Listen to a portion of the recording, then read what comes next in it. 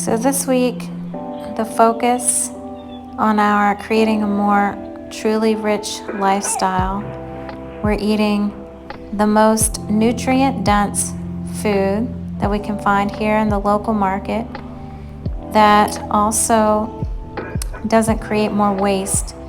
And we've been more conscious about trying to reuse things, planting. Now that it's springtime here, I've been propagating this mint plant.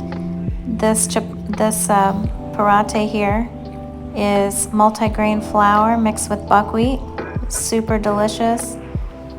And as vegetarian, it's really important that you get all the macro and micronutrients and lots of protein. This is my beautiful mint plant.